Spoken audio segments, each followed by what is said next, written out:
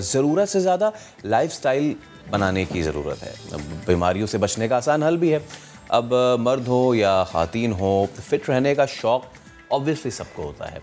अच्छा दिखना भी सबकी ख्वाहिश होती है और ख़ातीन जो हैं वो तो इस मामले में ज़्यादा ही हसास होती हैं। जब ख़ातीन की बात कर रहे हैं तो महक असलम मेरे साथ मौजूद है। महक, प्रॉब्लम ये होती है कि आप लोगों को दिखना भी अच्छा है, you want to feel fit as well, सारी चीज़ें, लेकिन मेरा एक शिकवा है और वो शिकवा ये है कि अगर ज़िंदगियों पे नज़र डालें ख़ातीन की तो एक सुस्त तर्ज़ अमल देखने को मिलता है। मेरे घर में भी जो मैं प्रॉब्लम फेस करता हूँ, मैं जब अपनी वालदा को कहता हूँ, कहती है यार इतना तो काम कर लिया, कमरे से उठ के किचन में गए और सारी चीज़ें कर ली, हो गया। अब आप मुझे बताएं, खुद इंसाफ करें, आप बीइंग अ वुमेन, क्या ये एक्सरसाइज हुई? नहीं, ये बिल्कुल एक्सरसाइज नहीं हुई। और फैसल, मैं तो इस तरह की एक्सरसाइज से बिल्कुल रिलाई करती नहीं, क्योंकि मैं घर का आप तो किचन जाती नहीं है। ये बहुत ज़बरदस्त आपने बात की है। ये देखने वाले ये देख ले, बेहतरीन ये है, बहुत अच्छी बात की आपने। तो मुझे लगता है ये कि जिम जाना बेहद ज़रूरी है। और अब मेरा ये मानना है कि थोड़ा सा जो रुझान है ना ख़वातीन का स्पेशली, वो योगा की तरफ भी बहुत ज़्यादा आ गया है कि आप यूट्यूब पे वीडियोस देख रहे हैं। ओके, अगर आपके पास, जैसे हमने जिक्र किया ना कोविड का, अगर आपके पास जिम जाने का वो नहीं मिल रहा आपको मौका, तो आप योगा पे रिलाई करते हो और घर में चीज़ें योगा वगैरह शुरू कर देते हैं। हाँ, एग्जैक्टली। फिटनेस एक्सपर्ट आयशा हमें ज्वाइन कर चुकी हैं। आयशा से हम बात करेंगे क्योंकि जाहिर है कि वो एक्सपर्टीज़ रखती हैं, तो वो हमें ज़्यादा बेहतर बताएं। आयशा, बेहद शुक्रिया वक्त देने के लिए। Good morning. जिस तरह से हम बात भी करें ना कि कुछ ख़वातीन ये समझती हैं कि घर में रह लेना, इंक्लूडिंग मेरी अम्मा, फैसल की अम्मा, इवन मेरी बहन भी, वो कहते हैं कि जी घर का काम कर लिया, किचन में बर्तन धो लिए, ऊपर नीचे आपने जो है वो थोड़ा काम कर लिया, आप ऊपर वाले पोर्शन में भी चले गए, नीचे वाले भी मेड के साथ साथ आपने हल्की फुल्की सफाई भी करवा दी, तो वो कहते हैं कि ये हमारी एक्सरसाइज है। डू यू रियली थिंक कि ऐसी एक्सरसाइज का ख़वातीन को फ़ायदा होता है? Can you repeat her question because वो इतना क्लियर मुझे नहीं सुना है। वो कह रही हैं कि वही वाली बात कि वो समझती हैं ख़ातीन कि हम घर में इधर उधर काम कर लिया और ये सब कर लिया, पूरे दिन हम काम करते रहते हैं, तो क्या इसको आप एक्सरसाइज कहेंगे? नहीं, एक्सरसाइज इसको मैं तो नहीं कहूँगी, बट ये कि ऑब्वियसली उनको टायर्डनेस होती है, दे फील कि जी हमने बहुत सारा काम किया है, अब बस हमारी जो फिज़िकल एक्टिविटी है वो हो गई पूरी, हम थक गए हैं, and you know that is it. But you know exercise वो होती है जब आप कंटिन्यूटी में एक 25-30 minutes, even when you are like into an activity जहाँ पे आपका ब्रेक ना है, आपका हार्ट रेट बहुत ऊपर हो, you feel tension in your muscles, that is called exercise. हाँ, अगर जो घर में ख़वातीन हैं जो घर झाड़ू पोछा कर रही हैं, वो चादरें भी झाड़ती हैं, बेडशीट भी, और झड़की भी करती हैं ज़ोर ज़ोर से, इट्स योर आर्म वर्कआउट। अगर आप सही इंटेंसिटी से और अच्छे से सफाई कर रही हैं, तो अगर आप झाड़ू पोछा कर रही हैं, कंटिन्यूटी में आप करती रहें, and then you will feel कि हाँ थोड़ा बहुत हो गया। But still you need some activity जहाँ पे आपको लग के आपको एक्सरसाइज करना पड़ती है। फॉर एग्ज़ाम्पल, जो घर में ख़ास तौर पे मैं उनके लिए कहूँगी, बजाय इसके कि एक्सरसाइज को अटेम्प्ट करें, आप वॉक या जॉग कर लें। सबको आती है वॉक करना। We have learned walking since we were 9 months old। जब से हमने स्टार्ट कर दिया वॉक, तो किसी को सीखने की ज़रूरत नहीं है। बट या when you are working out at home, you need to learn exercise. I won't tell women who are at home जो ये कहेंगी कि जी हमें वर्कआउट बता दें घर पे करने के लिए। थोड़ी बहुत मैं बता सकती हूँ, बट मुझे सिर्फ और सिर्फ डर ये होता है कि वो इंजरी घर पे ना हो जाए। For example, squat is a basic exercise, everybody knows, everybody know, but if you are doing it the wrong way, वो आपको क्या करेगा, आपका नी इंजर्ड कर देगा, बजाय इसके कि एक्सरसाइज के लिए और मोटिवेट हो, आप डीमोटिवेट हो जाएंगे। सही। तो इट्स बेटर टू वॉक और jog, it's very safe then working out. But या there are some simple move which you can do at home. तो जब तक मैं आपसे रिक्वेस्ट करूँगा कि आप वो कुछ सिंपल मूव्स हैं वो प्लीज़ यहाँ के बताएं, तब तक मैं बताएं, आप कुछ सवाल करना चाह रही थी और बाकी ये भी मैं आपसे सवाल पूछना चाह रही थी, जो कि मेरे ख्याल से कि बहुत सारी ख़वातीन का ये सवाल है जो कि इस वक्त नाश्ते की मेज़ पर बैठी होंगी कि हम करते हैं कि नाश्ते में अच्छा हमने ये किया कि पराठा खा लिया, फिर दोपहर को भी हमने कच्चा खासा मील लिया, फिर उसके बाद बच्चे अगर बाहर से आ गए ट्यूशन वगैरह पढ़ के तो अम्मा ने उनके साथ दोपहर शाम की चाय के साथ भी कुछ मंचिंग कर ली, फिर रात को अच्छी खासी आपका जो होता है ना, आपका डिनर भी आपका अच्छा खासा होता है। तो वो ख़वातीन जो कि जैसे इन्होंने बताया कि नहीं ठीक है, अच्छा हल्के फुल्के मूव तो आप घर में कर सकते हैं बट एक हार्ड एक्सरसाइज आप नहीं कर सकते, फिर उनके लिए एक डाइट कॉम्बो भी होगा कि अच्छा आप अपने मील को भी कम कर लें। अगर आप नहीं जा सकते जिम, घर में रह के हल्की फुल्की एक्सरसाइज या योगा करना चाह रहे हैं तो आप अपनी मील के ऊपर भी ध्यान दें। तो मैं चाहूँगी कि आप प्लीज़ ज़रा पूछ लें आयशा से। ओके ठीक है, तो इससे पहले कि हम डाइट वाले पार्ट पे आएँ, ये सारी चीज़ें, बिकॉज ऑब्वियसली इट्स कुछ लोगों के लिए इट्स 50-50, कुछ लोगों के लिए 60-40 और कुछ लोगों के लिए 70-30 है, 70 डाइट एंड 30 एक्सरसाइज। लेकिन वो बहुत सारे जो है वो 70 पे भी ध्यान नहीं देते और 30 तो बिल्कुल नहीं देते। तो आयशा मीर, मैं आपसे अब दरख्वास्त करूँगा स्मॉल बिल्कुल छोटी, कि जिसमें इंजरी का भी डर ना हो, क्योंकि होता है कि जब हम शुरू करते हैं तो हमारी जो बॉडी होती है वो जंग लगे हुए लोहे की तरह होती है जो क्रैंक करती है, जगह जगह से आह वाली आवाज़ आ रही होती है। तो किस तरीके से पहले हम स्टार्ट करें अपने आप को, कौन सी वो छोटी छोटी एक्सरसाइज हैं प्लीज़ जो ख़वातीन कर सकती हैं? यू नो, जब ये जो आप बात करें कि वो body is like not ready for workout, not ready for exercise, that is called like your body is not conditioned. आपको पहले अपनी बॉडी कंडीशनिंग करना पड़ेगी, उसके बाद आप अग्रेसिव वर्कआउट की तरफ जा सकते हैं। But I am going to tell you the simple moves. एक तो आप घर पे बहुत एक्टिव रहें, बैठे ना रहें सोफे पे, टीवी ना देखते रहें, आपका शो देख लें बट उसके बाद ना देखें। नहीं, वो ये करते करते भी देख लें। ये करते करते ये भी हो सकता है, there are lots of things. और सबसे पहले मैं आपको बता रही हूँ हाई नीज़ आप जो हाई नीज़ हैं वो नहीं कर सकते। High knees are like this but you can't do it, आपका एंकल में भी इतनी स्ट्रॉन्ग ना हो, तो आपको इसके लिए इसका beginner version, you just bringing your knee up, tapping your feet on the floor gently, you're keeping your feet on the floor very gently, you are not like ठप नहीं कर रहे हैं आप, ठीक है जी। इसके बाद खड़े ही मैं बता रही हूँ, आपने यहाँ हाथ टेम्पल पे रखे, एल्बो आपने पीछे की, ठीक है, और उसके बाद you are bringing your one leg up and other leg up. So if you go faster, you are going to bring your heart rate up and it is going to burn some calories. आप TV देखते भी कर सकते हैं, I mean जब आप music सुनते हुए कर सकते हैं। Yeah, it's like very easy घर में तो बहुत ही। और इसके अलावा मैं आपको एक और एक्सरसाइज बताऊंगी for your स्पेशली ख़वातीन को ये होता है लवर हैंडल्स के लिए, टमी और ये सब चीज़ें। You are going down, right, and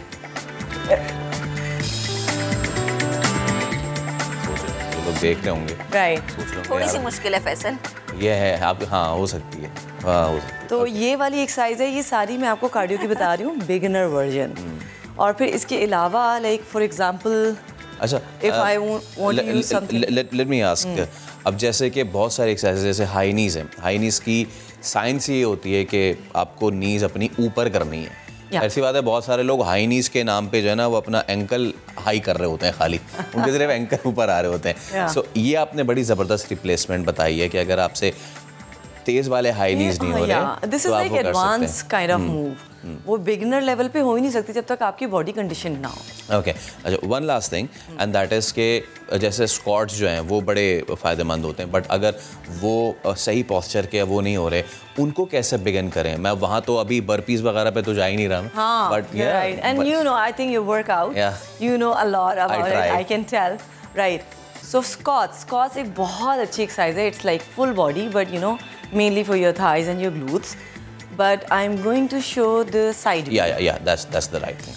Right, first you're standing shoulder width apart, हमेशा अपना बैलेंस सही रखें, रेगुलर स्क्वाट से शुरू करें, बजाय इसके कि नैरो लेकर आएँ या वाइडर लेकर आएँ, उससे बैलेंस लूज भी हो सकता है। ओके, शोल्डर जो लेंथ है उस पे शोल्डर विड्थ अपार्ट, हाँ, जो जिस तरह आपके शोल्डर हैं उसमें ही आपकी लेग्स आएंगी, right. You are standing shoulder width apart, now you are pushing yourself back, ठीक है, अपनी वेस्ट को पीछे पुश करेंगे and you're sitting like you're sitting on the chair, you're going down and keeping your back straight, ठीक है। अच्छा, इसमें ये usually लोग कर रहे होते हैं, ये नीज को आगे मत लेकर आए बिकॉज आपका पूरा ऊपर वाला बॉडी वेट नी के ऊपर आएगा, हमें नहीं चाहिए, हमें थाइस के ऊपर चाहिए।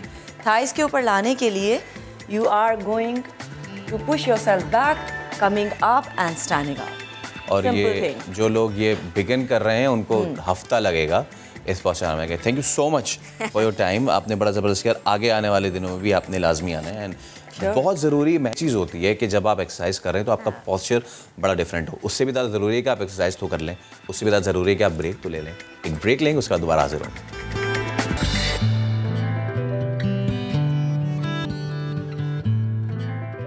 इतनी खुशाइन बात है कि एक ऐसे वक्त में हमारी मूवी इंडस्ट्री फ्लरिश करती जा रही है कि जहां आज से 5 साल 6 साल पहले शायद सोचा भी नहीं था कि हम मुख्तलिफ मौज़ूआत पे, वो मौज़ूआत के जिनका मुझसे और आपसे ताल्लुक़ है, वो मौज़ूआत के जो खेतों और लाचा और डंडा कल्चर से, कलाशनकॉफ कल्चर से निकल के अब हमारे घरों की और हमारे अपनी कहानियाँ बयान करेंगी, हमारे अपने इदारों की कहानियाँ बयान करेंगी। एक ऐसी कहानी, एक ऐसी ही मूवी कि जो बहुत ज़बरदस्त होने जा रही है, जिसका नाम है कहे दिल जिधर।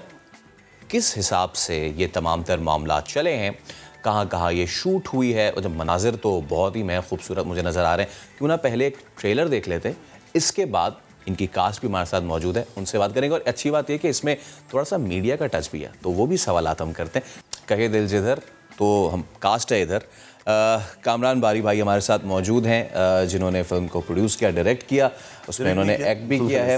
ओके, एंड कामरान भाई थैंक यू सो मच। इसके अलावा रोमा माइकल हमारे साथ मौजूद हैं, जो कि एक रिसर्चर के तौर पे आपने ये रोल निभाया है यहाँ, इसका जर्नलिस्ट रिसर्च। ओके, और इसके अलावा बड़ी अच्छी कास्ट है, इसमें मंशा पाशा भी हैं। तो कामरान भाई आपसे हम बात का आगाज़ करते हैं। ट्रेलर तो हमने देख लिया, मुझे बताएं थोड़ा सा what is the film all about, क्या इसके पीछे आइडिया कंसीव किया, and how was the shoot? क्योंकि मैं कुछ देख रहा हूँ, मेरा टूरिज्म में बड़ा ज़बरदस्त इंटरेस्ट है, तो कुछ आपने सीन्स भी इसमें शूट किया है, ब्यूटीफुल। Please go on. जी, ये फिल्म एक्चुअली 4 दोस्तों की कहानी है और एक उनकी लाइफ ट्रांसफॉर्मेशन की जर्नी है, जो स्टार्ट हुई थी उनकी यूनिवर्सिटी लाइफ से और फिर वो आगे चल के उनकी प्रैक्टिकल लाइफ पे एंड होती है। ये उन ख्वाबों के बारे में है, वो जो इंसान अपने कॉलेज या यूनिवर्सिटी लाइफ में सोचता है कि मैं अपने आप से बहुत सच्चा होता है, मैं दुनिया बदल दूंगा, मैं तब्दीली ले आऊँगा, और फिर जैसे जैसे वो प्रैक्टिकल लाइफ में आता है वो एक सिस्टम का पार्ट बनता जाता है। फिर एक ऐसा इंसिडेंट होता है जिससे वो लोग, बाकी सारे दोस्त वापस उसी ख्वाब को दोबारा लेके जीते हैं और उनके अंदर एक चेंज बदलाव आता है। जुनैद खान इसमें लीड प्ले कर रहे हैं एज ए पुलिस ऑफिसर, एक करप्ट पुलिस ऑफिसर जिसके अंदर एक बदलाव आता है। मंशा पाशा एक टीवी एंकर है, आप लोगों की फील्ड से ताल्लुक़ है। रोमा माइकल जो है एक जर्नलिस्ट है जो कि रिसर्च वर्क करती है और फिल्म की प्रोड्यूसर, और मेरा कैरेक्टर एक म्यूजिशियन का है जो कि इन चारों दोस्तों का एक बहुत ही मेन एक क्लोज बडी है। तो इस तरह की कहानी है और उसके बाद ज़िंदगी में जो आगे बदलाव आता है वो दिखाया। और इसमें एक बड़ा स्ट्रॉन्ग मैसेज है कि से नो टू ड्रग्स, क्योंकि एंटी नारकोटिक्स फोर्स पाकिस्तान इसमें हमारे साथ ऑन बोर्ड है और हमारा एक मैसेज इस फिल्म में क्लियर है कि ड्रग्स किल्स। तो वो हमने कोशिश की है इसको एक बड़े एक एंटरटेनमेंट और कमर्शियल अंदाज में बताने की। Alright, Mac please chip in. अच्छा, बिल्कुल। रोमा से मैं पूछना चाहूँगी, क्योंकि एक रिसर्च जर्नलिस्ट है वो, और जर्नलिस्ट की ज़िंदगी बहुत ज़्यादा मुश्किल होती है, क्योंकि हम जी रहे हैं ये ज़िंदगी तो हमें आइडिया है। तो रोमा, कितनी मुश्किलात का सामना रहा आपको? क्योंकि ज़ाहिर है एक कैरेक्टर में ढलना, इसका मतलब कि पूरा आपने उस कैरेक्टर को पढ़ा होगा, उस पर पहले रिसर्च की होगी, फिर एक जर्नलिस्ट रिसर्चर आप बनी होंगी। Can you here? आपको सवाल? जी, काफ़ी मुश्किलात का सामना। So it's 3, 2, 1, go. इतनी डिफ़िकल्टीज़ तो नहीं हुई शूट में। मुझे शुरू में थोड़ा इश्यूज़ हुए थे क्योंकि मेरा डेब्यू था और मैं एक्टिंग में इतनी प्रैक्टिस नहीं थी मेरी, तो लेकिन कामरान ने, जलाल भाई ने और अदील ने काफ़ी हेल्प की थी मेरी। और इसके अलावा जो कैरेक्टर है वो बहुत स्ट्रॉन्ग कैरेक्टर है और उसमें ड्रग्स पे जो सारी रिसर्च है वो मेरा कैरेक्टर करता है, नैना करती है। और हमारे फ्रेंड का आपस में कॉन्फ्लिक्ट भी होता है इस बात पे, कुछ पड्डे होते हैं, फिर लेकिन एंड पे सब इकट्ठे इसको सॉल्व कर लेते हैं। ओके, अच्छा, आपने जुनैद के साथ काम किया, इसमें मंशा के साथ काम किया। ऑब्वियसली जुनैद भाई तो हमारे जिसको कहते हैं म्यूज़िक लेजेंड है, बिल्कुल, एंड मंशा is also very good actress. Seniors के साथ काम करके कैसा आपको महसूस हुआ? जैसे कि बहुत सारी फील्ड्स में, मैं ये तो नहीं कह रहा सिर्फ हमारी फील्ड में, बट बहुत सारी फील्ड्स में ऐसा होता है, जो सीनियर होता है ना उसका रोब दबदबा होता है, हाँ भाई मेरा इतने बजे शॉट है, मैंने इतने बजे आना है और इतने बजे फिर मैं निकल जाना है इसके बाद में। तो how was the experience working with these guys? First day मैं बहुत ज़्यादा कंफ्यूज थी कि फर्स्ट दिन वाला सीन था उसमें जुनैद के साथ था फर्स्ट शॉट, तब मैं कंफ्यूज थी। सेकंड शॉट था हमारा मंशा और जुनैद के साथ, तो लेकिन उसके बाद कंफर्टेबल हो गई थी आहिस्ता आहिस्ता, और दोनों बहुत अच्छे हैं, बहुत हेल्प की है सबने मेरी शूट में, और कंफर्टेबल थी मैं सेट पे, तो मुझे इतना कोई मसला नहीं हुआ। यानी कि बात ये होती है ना महक कि आप आहिस्ता आहिस्ता चीज़ें आप लेके चलते हैं एंड देन बिल्कुल आप यू उसमें फील इन्वॉल्व हो जाते हैं फैसल, और फिर जब आपकी कास्ट या आपकी टीम अच्छी हो, हेल्पिंग हो, केयरिंग हो, तो आप बड़े अच्छे तरीके से चीज़ों को कर सकते हैं। अच्छा कामरान, अतीका ऑटो साहिबा भी इसमें मौजूद हैं, बड़ी मंझी हुई, बहुत सीनियर अदाकारा हैं वो, और अब यकीनन उनके साथ काम करना एक बहुत बड़े एजाज़ की बात है। तो जैसे फैसल ने सीनियरिटी का जिक्र किया, तो कभी कभी सेट पे ऐसा होता है ना, झूंझा हो जाती है, या कोई आपको पसंद नहीं आ रहा होता रोल, आप फ़ौरन चेंज करवा देते हैं, तो ऐसा अगर कुछ देखने में आया हो या सेट पे किसी एक की लड़ाई ज्यादा हुई हो, तो वो कौन नहीं, है? मैं आपको बड़ी मज़े की बात बताता हूँ, सेट से पहले की बात बताता हूँ। जब हम अतीका मैम के पास ये स्क्रिप्ट लेके गए थे, तो उस वक्त ये जो कैरेक्टर प्ले कर रही हैं deputy director anti narcotics force, ये कैरेक्टर एक मेल कैरेक्टर था। तो उन्होंने कहा मुझे उनका एक दूसरा कैरेक्टर उनको ऑफ़र करे, तो उन्होंने कहा मैं ये कैरेक्टर करूँगी। तो मैंने कहा मैम पूरा ज़रा एक बदल जाएगी एक चीज़, कहने की कोई बात नहीं, let's talk about women empowerment, और मैं प्ले करूँगी एंटी नारकोटिक्स फोर्स की जो एक डिप्टी डायरेक्टर है। तो वहाँ से ये सफ़र स्टार्ट हुआ था, और उसके बाद जब मेरा पहला सीन था अतीका मैम के साथ, तो वो इतनी सीनियर, इतनी एक्सपीरियंस्ड, इतनी ब्रिलियंट एक्ट्रेस, तो मेरे लिए बड़ा, मैं थोड़ा सा नर्वस था। फिर मुझे सपोर्ट किया मेरे डायरेक्टर ने, दिल पीके ने, और फिर हमने, आप देखिएगा फिल्म में आपको इंशाल्लाह कहीं भी ये महसूस नहीं होगा कि हमारी सारों की केमिस्ट्री बड़ी मैच की और सब ने बहुत अच्छा परफॉर्म किया। और कहीं पे जैसे आपने पूछा कि कोई ऐसे वाक़यात, तो ओवरऑल इस पूरी फिल्म में सारे लोग, साजिद साहब, अतीका जी, जुनैद, मंशा, रोमा, डीनो, सब लोगों ने इसको एक बिल्कुल ओन करके काम किया था एज अ फैमिली।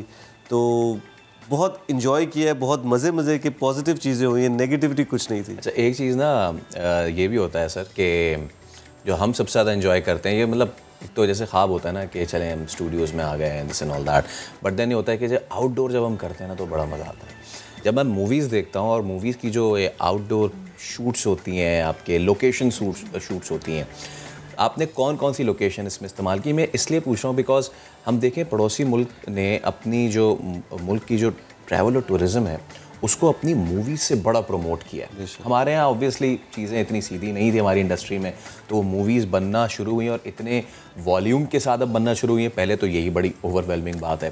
दूसरा ये मैं आपसे जानना चाहूँगा कौन कौन सी लोकेशंस पे आपने शूट किया है, और लोकेशन पे शूट ही आपने क्यों किया? What was the idea behind that? अच्छा जी, इसमें हमने शूट किया है पूरे केपी में, यानी कि सैफुल मुलूक, कागान, नरान, एबटाबाद, प्लस हम बलूचिस्तान गए, गवादर, उसके बाद सिंध में हमने शूट किया है, कराची में बेसिकली पूरा। अच्छा लोकेशंस पे क्यों गए? क्योंकि सीन की डिमांड थी। एक रोड ट्रिप पे जाते हैं वो लोग चारों दोस्त, तो रोड ट्रिप पे यूजुअली हम लोग अप नॉर्थ ही जाते हैं, और अक्टूबर के एंड में हमने शूट किया था जिस वक्त वहाँ पे सर्दियाँ शुरू हो चुकी थी और टेम्परेचर था 0-1 के करीब। और हमने इसमें आप देखिएगा राफ्टिंग वगैरह की है, और हम लोगों को ठंडे बर्फ़ वाले पानी में नंगे पैर बैठ के वो सीन्स बार बार टेक करनी पड़ी थी, गीले हो रहे थे, और बहुत लेकिन इन्जॉय भी किया। फिर बर्फ़ पड़ रही थी, स्नोफॉल के दौरान शूट किया, तो बहुत इन्जॉय किया। अच्छा ये कितना मुश्किल काम होता है? मतलब ऑब्वियसली बिकॉज ये आपका डेब्यू था, तो ऑब्वियसली डेब्यू में आप बहुत सारी चीज़ें ना आपके जहन में माइंड में होती हैं कि यार मैं ये ठीक कर लूँ, मुझसे गलत ना हो जाए, तो बंदा वैसे थोड़ा सा खुल नहीं रहा होता। फिर ये वाली चीज़ें जो बर्फ़ पड़ रही है, राफ्टिंग आप कर रहे हैं तो ठंडा पानी, वो एक बार आप हाथ डालें तो नम पड़ जाता है। बिल्कुल ऐसे ही था, हम लोग फ्रीज हो गए, फ्रीज हो रहे थे। अभी जब आप एक शॉट दे दें, ठीक है, इस सारी फ्रीजिंग सिचुएशन में, फिर आपका प्रोड्यूसर डायरेक्टर बोले एक और, तो उस वक्त क्या कैफियत होती है? मुझे ज़रा ये बताएं। ये तो इससे बताओ कितनी दफ़ा हमने शूट किया? कितनी दफ़ा? एक टेक काफ़ी दफ़ा बार बार टेक करते थे, और हम लोग कहते थे नहीं जलाल भाई बस अब बहुत नहीं होना, जलाल भाई नहीं सही नहीं हुआ, एक दफ़ा और करेंगे। फिर लेकिन मज़ा आया था, हमें शूट पे बहुत मज़ा आया था। अच्छा आपका एक जर्नलिस्ट का किरदार है ना, तो क्या आपने कंसीव किया? क्योंकि जो जैसे बहुत सारे लोग ना जैसे घर में बैठ के कहते हैं यार बड़े मज़े की ज़िंदगी, भाई वाह वाह वाह बड़े मज़े की ज़िंदगी है। एक जर्नलिस्ट को जब आपने रोल को कंसीव किया तो आपने इसको मेथड एक्टिंग में कैसे तब्दील किया? क्या किसी जर्नलिस्ट से आप मिले, आपने पूछा कि यार क्या काम करते हो, किस तरह करते हो, तो क्या आपने किस तरीके से इस रोल को स्टडी किया? मैंने किसी जर्नलिस्ट से नहीं डिस्कस किया। कामी, जलाल भाई, इन लोगों ने मुझे स्क्रिप्ट बताई थी जब उन्होंने मुझे बताया था कि मेरा कैरेक्टर ऐसा है और मैंने उसके अंदर इन्वॉल्व होना, मैंने अपने आप को फील करना है कि मैं यही हूँ और मेरी मतलब थिंकिंग ऐसी है और मैं इस तरह से, तो मैंने उसके लिए प्रैक्टिस की थी काफ़ी ज़्यादा। और वैसे मैं कहूँगी कि जर्नलिस्ट की जॉब बहुत टफ है। अच्छा, वैसे अब फैसल इन्होंने खुद एक्सपीरियंस किया ना, तो अब इन्हें अंदाज़ा हो गया है कि जर्नलिस्ट की जॉब कितनी टफ होती है। अच्छा कामरान, जैसे अब आप इतनी चीज़ें बता भी रहे हैं और रोमा भी बता रही हैं कि इतने सीन्स हैं और फिर रीटेक भी हुआ और जनाब बड़ी अच्छी अच्छी जगहों पर शूट भी हुआ, हम इसको देखेंगे कब, सिनेमाज में कब आएगी? क्योंकि अब बेताबी बढ़ती जा रही है। ज़ाहिर है जब किसी चीज़ के बारे में आप सुनते हैं ना तो फिर जो है वो अब जैसे कि आ भी गई हुई है, लेकिन मुझे ये बताएं कि इसके आने के बाद रिस्पांस कैसा रहा है? जी महक, बिल्कुल सही आपने कहा। ये अभी फ्राइडे को रिलीज़ हुई है 17 दिसंबर को और रिस्पांस बहुत अच्छा आ रहा है। हमारा एक्चुअली अब यहाँ पे एक नेशनलिज्म और पैट्रियाटिज्म भी नज़र आना चाहिए क्योंकि हमारा कंपटीशन है स्पाइडरमैन से। हमें बहुत लोगों ने कहा था कि स्पाइडरमैन आ रही है, आप अभी फिल्म रिलीज़ ना करें, तो मेरा ये कॉल थी। मैंने अपने डिस्ट्रीब्यूटर को बोला कि नहीं जी, मुझे पूरा यकीन है कि हमारी फ़िल्म अच्छी है और मुझे कोई डरने की ज़रूरत नहीं है। स्पाइडरमैन बहुत अच्छी फ़िल्म होगी, लेकिन ये हमारी अपनी made in Pakistan Pakistani content है और मुझे अपनी आवाम पे, अपनी पब्लिक पे पूरा भरोसा है कि वो हमें सपोर्ट करेंगे। कोई भी अगर कोई मैच हो इंटरनेशनली पाकिस्तान का किसी भी मुल्क से, तो लोग पाकिस्तान को ही सपोर्ट करते हैं और लोग हमें सपोर्ट कर रहे हैं। मैं सिर्फ रिक्वेस्ट यही करूँगा एग्जिबिटर से कि क्योंकि कमर्शियली वाइबल होता है, स्पाइडरमैन की ओवर बुकिंग होती है, तो हमें स्क्रीन्स मिलें, क्योंकि अगर हमें स्क्रीन्स नहीं मिलेंगी ना तो फिर अगर हमें प्लेइंग फील्ड मिलेगी तभी हम कम्पीट करेंगे। तो हमारा फ्राइडे, सैटरडे, संडे हमारा ग्राफ यूँ ही जा रहा है और वर्ड ऑफ माउथ जो हमें मिल रहा है, जो रिव्यूज़ आ रहे हैं प्रेस के, वो एक्सेलेंट आ रहे हैं। आप अपनी मीडिया टर्निटी में भी आप चेक करेंगे तो आपको पता चल जाएगा कि फ़िल्म के रिव्यूज़ बहुत पॉजिटिव आ रहे हैं क्योंकि फ़िल्म में एक बहुत स्ट्रॉन्ग मैसेज है, फ़िल्म का स्क्रीन प्ले बहुत अच्छा है, फ़िल्म की म्यूज़िक बहुत स्ट्रॉन्ग है, उसकी निटिंग बहुत अच्छी हुई है, उसकी एडिट बहुत अच्छी है। तो ओवरऑल जितने हमें 9 आउट ऑफ 10 से कम अभी तक कोई भी कहीं भी मार्क्स नहीं मिल रहा है। Right, thank you so much. Because मैं तो ये जा रहा हूँ मूवी देखने क्योंकि इसमें सैफुल मलूक झील के भी शॉट्स हैं, इसमें कुर्न मलीर के भी हैं और इसमें कराची के चाइना पोर्ट के भी शॉट्स मौजूद हैं। Kamran Bari sahab, thank you so much. Roma, it was a pleasure talking to you for the movie.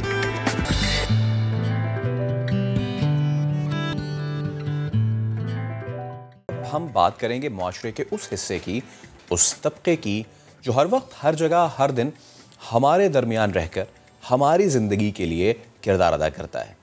हमें शायद नज़र नहीं आता। वो जो पूरे साल यानी 12 महीने रोज़ाना सुबह शाम बेहिसाब मेहनत करते हैं, जिनकी वजह से हमें आटा, दाल, चावल, चीनी और दीगर बेहद ज़रूरी अशिया मुहैया होती हैं, लेकिन हम इन्हें कभी याद नहीं करते, इनकी मेहनत को कभी सराहते नहीं हैं।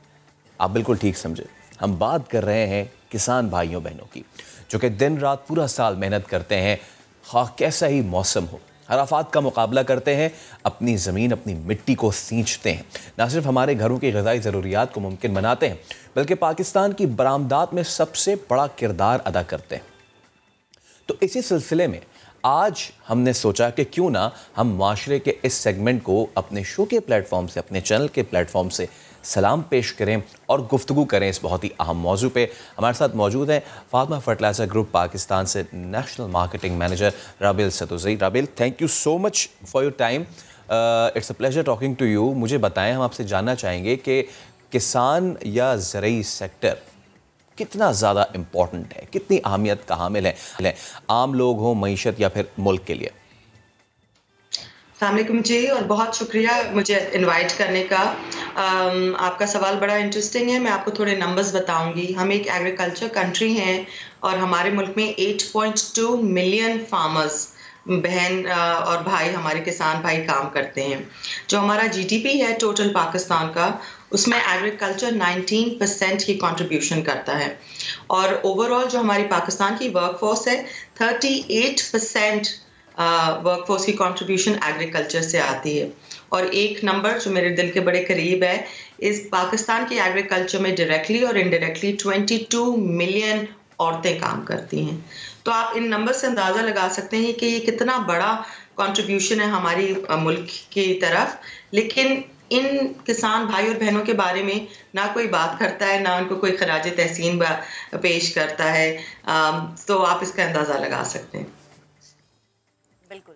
अच्छा राबेल, जैसे कि आप कह रही हैं ना कि बहुत बड़ा कंट्रीब्यूशन है, एज यू सेड कि हमारी एक हम जो मुल्क है एक ज़राई मुल्क है, फिर हमारी मईशत की मेन, अगर मैं ये कहूँ कि बैकबोन है हमारी एग्रीकल्चर, हमारा तो गलत नहीं होगा, लेकिन जो हुकूक मिलने चाहिए किसान भाइयों को वो नहीं मिलते। पूरे साल में अगर हम एक दिन सिर्फ किसान किसान करते रहेंगे तो आई डोंट थिंक सो कि वो जो हकदार लोग हैं, स्पेशली किसान जो कि अपना पसीना भी बहाते हैं, पूरा दिन मेहनत करते हैं, धूप में भी, गर्मी है सर्दी है, वो परवाह नहीं करते, बट इन रिटर्न उन्हें वो चीज़ नहीं मिलती। मेरे ख्याल से इस चीज़ को पाकिस्तान में चेंज होना चाहिए। आपको भी ऐसे लगता है? जी बिल्कुल, और यही थॉट प्रोसेस था हमने जो ये कैंपेन लॉन्च की है 2019 में। 3 फैक्टर्स थे कि हमने एक किसान डे क्रिएट किया। सबसे पहले तो जी आप और मैं, हम जो खाते हैं, जो पीते हैं, जो पहनते हैं, कॉटन हो गई, दालें हो गई, आटा, चीनी, फ्रूट, सब्जी, हमारे घरों में तो आराम से आ जाता है। बट हम और आप क्या ये अंडरस्टैंड करते हैं कि वो जो किसान है वो पूरा साल अपनी मेहनत, अपनी मुशक्क़त, अपना खून पसीना उन क्रॉप्स में लगाता है और तब तक जाके हमारे पास ये चीज़ें आती हैं। तो बहुत ज़रूरी है हम अर्बन सोसाइटी को ये अंडरस्टैंड करना और अप्रिशिएट करना कि किसान भाई बहन कितनी मेहनत लगाते हैं। दूसरा, एक कोई प्लेटफॉर्म होना चाहिए जहाँ वो अपनी मुश्किलात, अपनी मुसीबतें, अपने इश्यूज डिस्कस कर सकें, ना सिर्फ हम जैसी कंपनीज के साथ बट गवर्नमेंट के साथ, ताकि गवर्नमेंट एक framework, farmer friendly policy framework ज़रूर बनाए और उनकी मुश्किलों का हल करे। तीसरी और बहुत इंपॉर्टेंट बात एक ये है कि जी पाकिस्तान की पॉपुलेशन बहुत रैपिडली ग्रो कर रही है। हर साल 5 मिलियन लोग ऐड होते हैं पॉपुलेशन में, बच्चे ऐड होते हैं पॉपुलेशन में। और अगर हमारी प्रोडक्टिविटी, एग्रीकल्चर प्रोडक्टिविटी और यील्ड इसी तरह रही तो हम एक बहुत बड़ा food crisis, food security crisis हमारे सामने खड़ा हो जाएगा। तो हमें अपने फार्मर बहन भाई, किसान बहन भाइयों को modernisation, digitisation, new methods of farming, greater yield की तरफ लेके आना पड़ेगा। और ये एक बात, डिस्कोर्स शुरू करना बहुत ज़रूरी था। और इसीलिए हमने सोचा कि जी इंडिया में, यूएसए में, दूसरी स्पेन में, हर जगह एक दिन होता है जहाँ किसानों के लिए फार्मर डे और उनको एक खराज तहसीन पेश किया जाता है। तो हमारे मुल्क में जो एक बहुत बड़ा एग्रीकल्चरल मुल्क है, 70 साल से कोई ऐसा प्लेटफॉर्म नहीं क्रिएट हुआ। तो इसीलिए हमने दिसंबर 18 एज फार्मर्स डे डेडिकेट करके पिछले 3 सालों से हम इसको मना रहे हैं। राबेल, क्या प्रॉब्लम्स, ऑब्वियसली जब हम बात करते हैं एक दिन मनाने की तो यकीनन आपकी एक विजन है, आपने क्या प्रॉब्लम्स अब तक आइडेंटिफाई किए हैं हमारे इस तबके के लिए, इन किसानों के लिए? उनको क्या क्या प्रॉब्लम्स फेस हो रही हैं? बीच में एक मिडल मैन आ जाता है, कई बार तो ऐसा होता है कि वो उनकी कमाई जो होनी चाहिए, उन तक पहुंचनी चाहिए, वो ले उड़ता है। फिर हमारे पास जो लॉजिस्टिक सपोर्ट है वो इतनी तगड़ी, वो इतनी अच्छी नहीं है। फॉर इंस्टेंस अगर एक किसान उगा रहा है आलू और वो कोहिस्तान से भेजने की कोशिश कर रहा है रावलपिंडी, तो हमारे पास लॉजिस्टिक्स ही इतनी अच्छी नहीं है कि वो चंद ही घंटों में पहुंच जाए। 12-12, 13-13 घंटों में चीज़ें पहुंचती हैं, फल पहुंचता है, ख़राब हो जाता है, उसको वो मुआवजा नहीं मिलता। तो और कौन सी दीगर प्रॉब्लम्स हैं जो आपने आइडेंटिफाई किए जिन पे काम करना बड़ा ज़रूरी है? जी, सबसे पहले तो क्वालिटी इनपुट्स, अगर आप पूरी वैल्यू चेन की बात करेंगे तो क्वालिटी इनपुट्स, तो जिसमें आ जाता है सीड, बहुत ज़रूरी है कि बहुत हाई क्वालिटी सीड हो, अच्छा फर्टिलाइज़र हो, फर्टिलाइज़र की एजुकेशन उनको हो कि कितना डालना चाहिए, कितना नहीं डालना चाहिए और कब डालना चाहिए। ये तो सारे बेसिक स्टेप्स हो गए। फिर जब उनकी क्रॉप आती है तो वैल्यू चेन जिस तरह आप बात कर रहे हैं, स्टोरेज इश्यूज हो जाते हैं और मिडलमैन बीच में कितना बड़ा पार्ट प्ले करता है। ये सारी चीज़ें जो है इनकी मुश्किलात को बढ़ाती हैं। एंड यही चीज़ों के लिए हमने ये प्लेटफॉर्म क्रिएट किया है ताकि हमारी जैसी कंपनीज, एग्रीकल्चर कंपनीज, गवर्नमेंट और फार्मर्स एक प्लेटफॉर्म पे आएँ, इन मसलों के बारे में बात करें और इनका हल निकालें। सही है। अच्छा राबेल, एज यू सेड 2019 फिर 2020 अब 2021, तो रिस्पांस कैसा था जो आप शुरू किया आप लोगों ने ये 2019 से काम, अब 2021 तक यकीनन एक रिस्पांस तो आया होगा। मैं चाहूँगी कि नाजरीन से आप वो भी शेयर करें। आई थिंक आप और मैं इसलिए काम करते हैं कि हमें कोई अप्रिशिएट करे, हमारी मेहनत को कोई सराहे, and I think that is the biggest compliment आप किसी एक तबके को दे सकते हैं। एंड फार्मर्स की तरफ से, हमारे किसान भाई बहनें दोनों की तरफ से इतना फैंटास्टिक रिस्पांस है। कैंपेन तो हम करते ही हैं, लेकिन कैंपेन के अलावा जब हम उनसे मिलते हैं, हम उनके इश्यूज पे बात करते हैं, हम उनके साथ बैठ के हल निकालने की कोशिश करते हैं, तो दे रियली अप्रिशिएट कि किसी कंपनी ने हमारे लिए इतना बड़ा कदम उठाया। All right. और राबेल ये भी बताइएगा, मैं अपने गुज़श्ता सवाल को थोड़ा सा एक्सटेंड मज़ीद करता हूँ, मिडल मैन जो है वो किस हद तक किसान को नुकसान पहुँचाता है या फिर नहीं पहुँचाता, ये सिर्फ एक साइकी बनाई हुई है? What have you observe? दोनों बातें। जी, मिडलमैन आरती जिसे कहते हैं, एक बहुत इंटेग्रल पार्ट है हमारे रूरल एग्रीकल्चर का। यस, इट इज़ अंडरस्टूड और है भी कि वो एक्सप्लॉइट भी करते हैं, और जो चीज़ वो लेते हैं फार्मर से वो आगे किस प्राइस पे जाती है उसका थोड़ा फ़र्क है, लेकिन फार्मर की कनेक्शन उसके साथ बहुत जुड़ी हुई होती है। वहाँ वो अगर उसको शादी करनी है, उसके बच्चे की पढ़ाई है, उससे लोन लेना, उसको क्रेडिट पे इनपुट देना भी बहुत एक रेलेवेंट चीज़ है जो आरती का रोल है। सो यस, थोड़ी एक्सप्लॉइटेशन तो है, लेकिन हमारा स्ट्रक्चर इस तरह का बना हुआ है पिछले 70 साल से कि arhti is very important for them in their rural lifestyle as well, and removing the arhti is not a solution, working with the arhti is the big solution. And Rabel, एक चीज़ और वो ये कि 19 to 20% GDP का शेयर है हमारे ज़रात का, बट क्या इस साल 2021 के एंड होते हुए जब हम 2022 टच कर रहे हैं, इतने मॉडर्न एरा में जो हमारे नॉट सो सोफिस्टिकेटेड और बहुत ही दकियानूस, बहुत ही पुराने किस्म के जो फार्मिंग टेक्निक्स हैं, आपको लगता है कि ये भी बहुत ज़्यादा परेशान कुन है इन किसानों के लिए? जब तक टेक्नोलॉजी नहीं आएगी तब तक ना ग्रोथ, ना प्रोडक्शन बढ़ेगी, ना क्वालिटी, ना इनकी ज़िंदगी में आसूदगी आएगी। बिल्कुल आप सही कह रहे हैं। That is one of the reasons farmer day is so important, because आप दूसरी कॉर्पोरेट्स को, गवर्नमेंट को लेकर आए। मॉडर्नाइजेशन, डिजिटाइजेशन, मैकेनाइजेशन बहुत ज़रूरी है। अब जिस तरह मैंने आपको बताया हमारी पॉपुलेशन किस ग्रोथ से चल रही है, आपको फूड सिक्योरिटी कंसर्न्स होंगे अगर हमारी यील्ड बेहतर ना हुई, अगर हमारी पैदावार बढ़ी नहीं। और पैदावार सिर्फ हमारी अब इन नए मॉडर्न टेक्निक से बढ़ सकती है, पुरानी दकियानूसी से नहीं बढ़ सकती।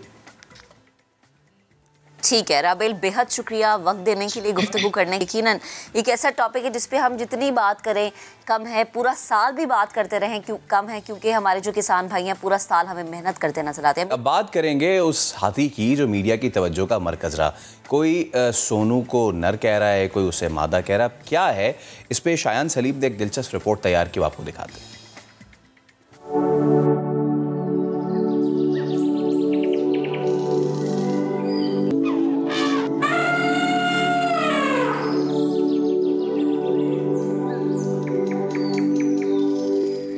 मलका और सोनू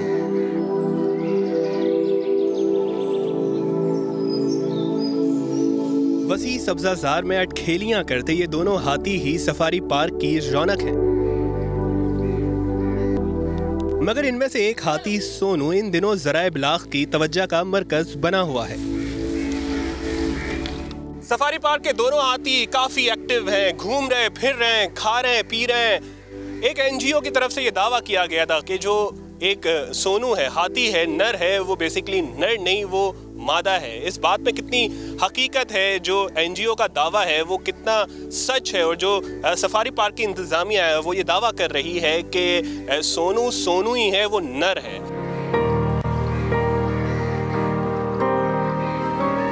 मगर दिलचस्प बात यह है कि सोनू के नर ना होने का जितना ढंढोरा पीटा गया है, ये बात इतनी ही गैर हतमी है, क्योंकि सोनू की जिन्स से मुतालिक हतमी रिपोर्ट 22 दिसंबर को सिंध हाई कोर्ट में पेश की जाएगी। कुछ मेल और फीमेल सेक्सुअल हार्मोन्स होते हैं ब्लड सीरम में, तो उनकी रिपोर्ट अभी पेंडिंग है। और 22 तारीख को जो हियरिंग है तो उसमें वो रिपोर्ट सबमिट हो जाएगी, तो हमारे सामने आ जाएगा कि सिचुएशन क्या है। कराची जू के डायरेक्टर और माहिर हैवानात डॉक्टर मंसूर काजी ने जर्मन डॉक्टर फ्रैंक गॉटर्स की सोनू से मुतालिक रिपोर्ट को मुस्तरद करते हुए कहा है कि सोनू के नर होने का मामला किसी भी शक व शुबे से बालातर है और वो जर्मन डॉक्टर की रिपोर्ट को अदालत में भी चैलेंज करेंगे। 11 के करीब कंट्रीज़ में मेरी ट्रेनिंग्स हुई हैं। मुझे तो जो है ये बात नहीं समझ में आई कि उन्होंने ये क्यों इस तरीके से कहा। जो चीज़ वाज़े नज़र आ रही, प्रोमिनेंट जेनाइटल ऑर्गन मेल के नज़र आ रहे हैं, तो जो है उसके होते हुए ये कहना कि मेरे नहीं समझ में आ रहा कि ये उन्होंने क्यों इस तरह से किया। ये सारी चीज़ें हम सबमिट करेंगे कोर्ट के सामने। अगर हमसे कोई इस पे जो है एविडेंस मांगी जाएगी तो हम सारी चीज़ें सबमिट करेंगे कोर्ट। कराची चिड़ियाघर और सफारी पार्क में मौजूद 4 हाथियों का मामला अदालत में ले जाने वाली माहिरा उमर ने जर्मन डॉक्टर फ्रैंक गॉटर्स की इब्तदाई रिपोर्ट का दिफा किया है, लेकिन दुनिया के 11 मुल्कों में हाथियों पर तहकीक करने वाले डॉक्टर मंसूर काजी समझते हैं ये बात बिल आखिर गलत साबित होगी। सोनू हाथी को जो मेल समझा जाता था वो फीमेल क्यों करार दिया है एक्सपर्ट्स ने, तो कुछ उनके रिपोर्ट में भी लिखा है कि कुछ उसके ओवरसाइज्ड ऑर्गन्स हैं जो कभी विजिबल होते हैं, जिसकी वजह से शायद जो स्टाफ है वो समझता है कि ये मेल है। रिपोर्ट में लिखा हुआ है, आप लोग देख सकते हैं, जो सोनू है जिसको वो कह रहे हैं कि मेल नहीं है फीमेल, तो उसमें कुछ एबनॉर्मेलिटीज डिटेक्ट हुई हैं। 3 दफ़ा स्टेटमेंट चेंज हुए, पहले मेल फिर ट्रांसजेंडर फिर जो है फीमेल। तो एविडेंस इसलिए मैंने दूसरे दिन उनको सबमिट की कि ये वीडियो आपको भेज रहा हूँ कि आप अपने डिसीजन को रिव्यू करें। वो अभी सब अडल्ट है, सारे ऑर्गन्स जो है जेनाइटल ऑर्गन सारे जो है वाज़े नहीं हैं, उसमें वक्त के साथ साथ भी अभी जो है वो 15 से 16 साल की एज का है और वक्त 20 से 25 साल की एज के दरमियान जो है वो जेनाइटल ऑर्गन्स बहुत ज़्यादा वाज़े नज़र आएंगे। वो कोशिश भी करता है माउंटिंग की, लेकिन अभी क्योंकि अडल्ट नहीं है, अडल्टरी एज में जैसे ही आएगा फीमेल कंसीव भी करेगी, सब कुछ होगा।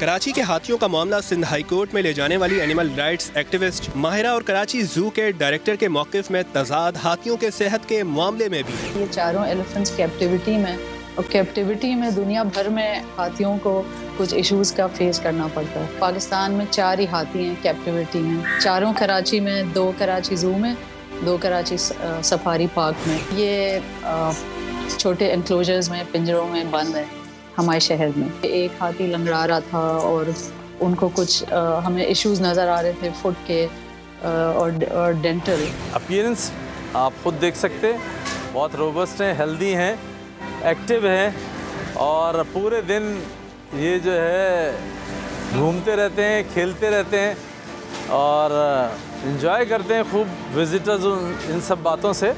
तो कहीं से भी वीक नहीं है।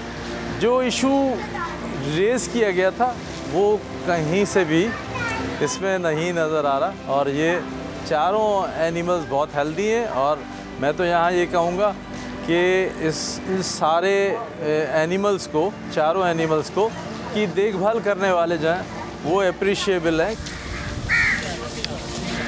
सोनू और मलका हो या चिड़ियाघर में मौजूद 2 हथनियां, कुदरती और साजगार माहौल इनकी जरूरत है, जिसके लिए एनिमल राइट्स एक्टिविस्ट माहिरा के पास KMC के लिए एक तजवीज़ भी है। एलिफेंट्स बहुत ही इंटेलिजेंट जानवर होते हैं, उनकी स्पेसिफिक सोशल, बिहेवियरल और साइकोलॉजिकल नीड्स होती हैं और वो एक फैमिली स्ट्रक्चर में रहते हैं। वो कोई कपल्स के तौर पे नहीं रहते कि मेल फीमेल एक साथ। जो वाइल्ड में हाथी होते हैं ना, तो वो कोई 30 मील दिन में चलते हैं, तो उनकी काफ़ी एक्सरसाइज हो जाती है। अगर हम जू के भी जो हाथी हैं उन्हें सफारी में शिफ्ट कर देते हैं तो उनको बड़ी जगह मिल जाएगी, तो उनकी एक्सरसाइज भी हो जाएगी और फिर जो उनकी पाँव हैं वो बेहतर हो जाएंगे, बिकॉज आप उनको सीमेंट के केजेस में नहीं रख रहे।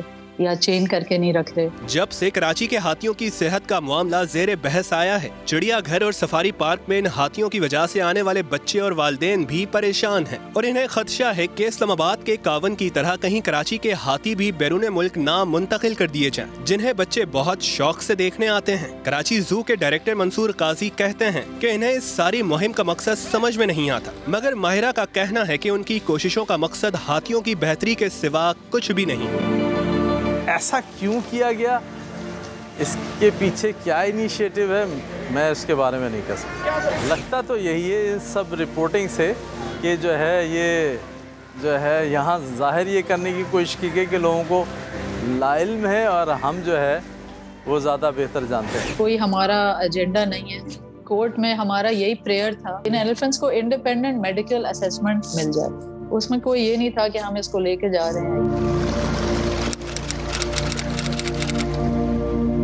बुध 22 दिसंबर को इस मामले की सिंध हाई कोर्ट में समाअत होनी है, जिसमें हाथियों की सेहत की सूरत हाल के साथ सोनू के हाथी या हथनी होने का तयन भी किया जाएगा। कैमरामैन मोहम्मद कामरान और फैसल आगाई के साथ शायान सलीम, समा, कराची।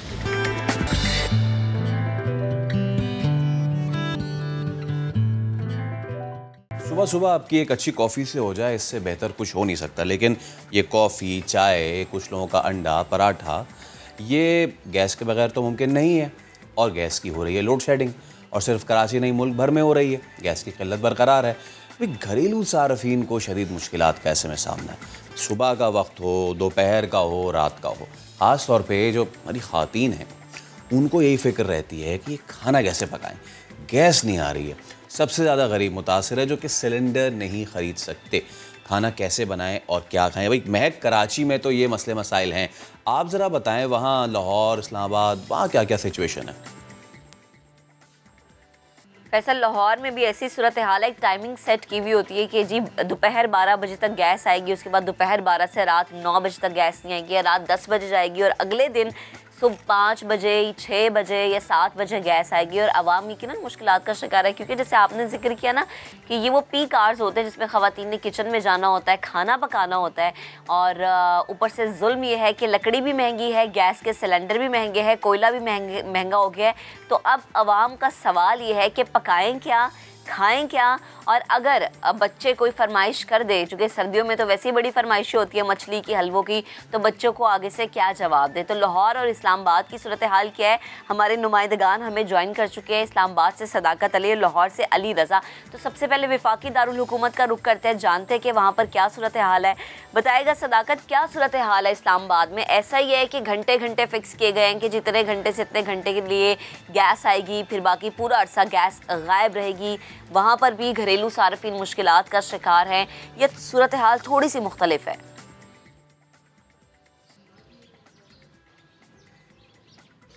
जी, रावलपिंडी और इस्लामाबाद जुड़वा शहरों में गैस की सूरत हाल दीगर शहरों की निस्बत जो है बिल्कुल मुख्तलिफ नहीं है। और उसी तरह रावलपिंडी और इस्लामाबाद के जो बेशतर इलाके हैं, जिसमें बरी इमाम का इलाका है, इसी तरह जी सेक्टर के जो इलाके हैं, गोल्डा शरीफ के जो इलाके हैं, दई इलाके, वहाँ पर, और इसी तरह रावलपिंडी के सादिकाबाद, कश्मीर कॉलोनी, अकालगढ़, दीगर बहुत सारे ऐसे इलाके हैं, हज़ारा कॉलोनी, सफदराबाद, पीर वदाई, मजराबाद, बहुत सारे ऐसे इलाके हैं जहाँ पर गैस की सूरत हाल इंतहाई गंभीर हो चुकी है और लोगों को शदीद मुश्किलात का सामना है। सुबह नाश्ते के वक्त जो है वो गैस हल्की हल्की आती है, लेकिन उस पर नाश्ता पकाते हुए, सिर्फ चाय बनाते हुए तकरीबन 25 से 30 मिनट जो है वो लग जाते हैं, जिसकी वजह से घरेलू ख़वातीन को जो है वो शदीद मुश्किलात का सामना करना पड़ रहा है।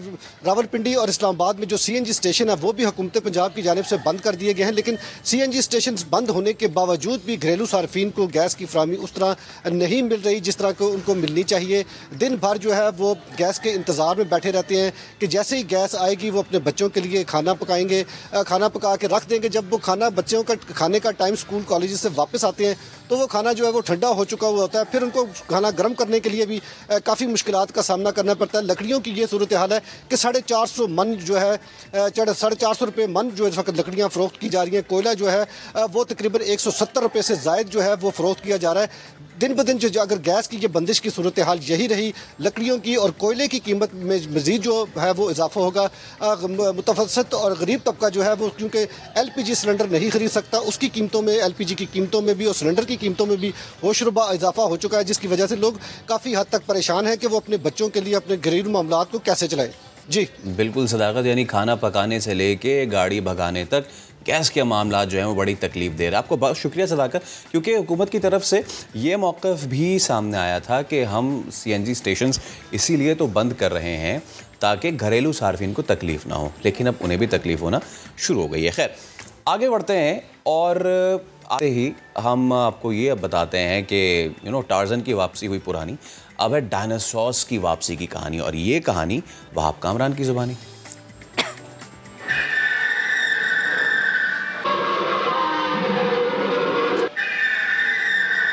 आंखों से शोले बरसाता डायनासोर, किंग साइज के किंग कॉन्ग गोरिले और भूरे बालों वाले छोटे बड़े हाथी, हूबहू असली दिखने वाले इन जानवरों की ये डमीज मौजूद हैं इस्लामाबाद से तकरीबन 25 किलोमीटर दूर डायनो वैली में। ये खौफनाक मगर बेजरर जानवर असली ना सही, लेकिन मासूम बच्चों को भला कौन समझाए। एक बच्चा तो किंग कॉन्ग से कुछ ज्यादा ही मुतासिर नजर आया। बच्चे ही क्या, जो बड़े यहाँ आए वो भी दम बखुद रह गए। इस अनोखी तफरीगाह को कुछ अर्सा कबल ही शहरियों के लिए खोला गया है। जिला हरिपुर के इलाके में कायम इस डायनो वैली में देव कामत छिपकलियाँ और ड्रैगन्स की डमीज भी मौजूद हैं। डायनो वैली में मौजूद हैं बच्चों के सभी पसंदीदा कैरेक्टर्स, लेकिन यहाँ आकर बच्चों के साथ बड़े भी खूब एंजॉय करते हैं। कैमरामैन अवैस काजी के साथ वहाब कामरान, समा, संगड़ा, हरिपुर। कुछ लोग ऐसे होते हैं जो अपने लिए नहीं जीते, औरों के काम आना ही इनकी ज़िंदगी का मकसद होता है। याकूब पेशी साहब भी इन्हीं लोगों में से एक है, जो सराय थर में तालीम आम करने की मुहिम भी चला रहे हैं। सर्दियाँ आई तो उन्हें फ़िक्र भी लग गई कि कहीं लोग बीमार ना हो जाएं और इसके साथ साथ बच्चों की तालीम मुतासर ना हो। वो लोग कि जिन्हें उनके अपने मुंतखब नुमाइंदों ने नहीं पूछा, उनकी मदद के लिए कराची से याकूब पेची साहब थर जा पहुँचे हैं। स्कूल्स और दीगर मुकामात पर उन्होंने स्टॉल भी लगाए हैं। यहाँ बच्चे और बड़े आते हैं, अपनी पसंद के गर्म कपड़े लेते हैं और चले जाते हैं। तो हमने सोचा कि क्यों ना हम ऐसे शख्स से आपकी भी मुलाकात कराएं और ख़ुद भी मिलें। याकूब पेची साहब स्टूडियोज़ में हमारे साथ मौजूद हैं। सर अस्सलाम वालेकुम। कैसे हैं आप? ठीक ठाक हैं? खैरियत से हैं? मेरी आपसे अभी गुफ्तगू हो रही थी और मैं चाहूँगा कि हम उस ऑफ द रिकॉर्ड गुफ्तगू को वहीं से कंटिन्यू करते हैं। तो याकूब साहब, आप बज़ाते ख़ुद क्या करते हैं, मुझे पहले ये बताएँ, और फिर ये जो आइडिया, ज़ाहिर सी बात है हमारे मुल्क जिसको कहते हैं और हमारा शहर कराची, इसमें सबसे ज़्यादा फिलैंथ्रोपिस्ट, दर्द दिल रखने वाले लोग हमारे पाकिस्तानी, हमारे कराची वाले लोग बहुत ज़्यादा हैं। उन्हीं में से आप भी एक हैं। कैसे आपने, कब से शुरू किया? और वो एक होता है ना मोमेंट, कोई ट्रिगर करने का होता है ज़िंदगी में किसी का, बिल्कुल, तो वो कब आया, ये मुझे बताएं। ज़ाती तौर पे तो मैं बिज़नेस करता हूँ, एक गारमेंट का बिज़नेस है मेरा, पैची के नाम से मेरा फैमिली नेम। जहाँ तक वेलफेयर का काम है, ये बुनियादी तौर पे एक हसास आदमी हूँ, तो मुझे लोगों के दुख दर्द, अपने दुख दर्द महसूस होते हैं। मैं मुख्तलिफ़ जगहों पे घूमने फिरने का बहुत शौक़ है मुझे विद इन द कंट्री। तो बाई रोड में बहुत सारी जगहों पे जाता हूँ, तो वहाँ मैं गुर्बत, अफलास देख के दिल ख़राब होता है। थर से एक खुसूसी मोहब्बत है, आई डोंट नो, मतलब मैं जब से थर जा रहा हूँ पिछले कोई 8-10 साल से, और there is an air of love. थर और थरी लोग, मैं समझता हूँ कि बहुत ही दे आर वेरी स्वीट। फिर जिस तरह की इंटरफेथ हारमनी है थर में, जिस तरह से मुसलमान, हिंदू और दूसरे मज़हब के लोग वहाँ रहते हैं, जिस तरह एक दूसरे के कल्चर को अपनाए हुए हैं, मैं वहाँ देखता हूँ। मुहर्रम में भी जाता हूँ मैं, दिवाली और होली पे भी जाता हूँ। मुसलमान और हिंदुओं में आप फ़र्क महसूस नहीं कर सकते। मुहर्रम में अगर आप जाएं तो हिंदुओं ने सबीलें लगाई हुई होती हैं, ज़ाकिर हैं हिंदू, जी हाँ, जुलूस निकालते हैं, तो वो सारी चीज़ें, और ईद त्यौहार में भी हमारे साथ होते हैं। इसी तरह मुसलमान जो हैं वो उनकी होली, दिवाली, तो बड़ा एक डिफरेंट, मेरा नहीं ख्याल कि दुनिया में ऐसी जगहें बहुत ज़्यादा होंगी जहाँ इतनी टॉलरेंस है और इंटरफेथ हार्मनी है। तो और दूसरी चीज़ ये कि they are very skilful and talented. वहाँ लोग तालीम हासिल करना चाहते हैं, उनको अपॉर्चुनिटीज़ नहीं है। तो ये सिलसिला शुरू हुआ था कुछ इस तरह से कि मैं नगर पार्कर घूमने गया था। नगर पार्कर में एक स्कूल था, गर्ल्स स्कूल, एक ही स्कूल है वो। तो वहाँ एक ही टीचर थी। वो टीचर जो है वो हेड टीचर भी थी और वो पीटी टीचर भी थी, साइंस लैब भी, एवरीथिंग। गो कि वो काफ़ी स्मार्ट थी खातून। उन्होंने क्या किया कि जो हायर क्लास की बच्चियाँ थीं उनको जूनियर क्लास की बच्चियों को वो पढ़ा रही थी। तो जब मैं फैमिली के साथ गया था, मेरे बीवी बच्चों ने देखा, उन्होंने कहा कि हम ये स्कूल अडॉप्ट कर लेते और यहाँ टीचर्स लैब वगैरह का सिलसिला करते।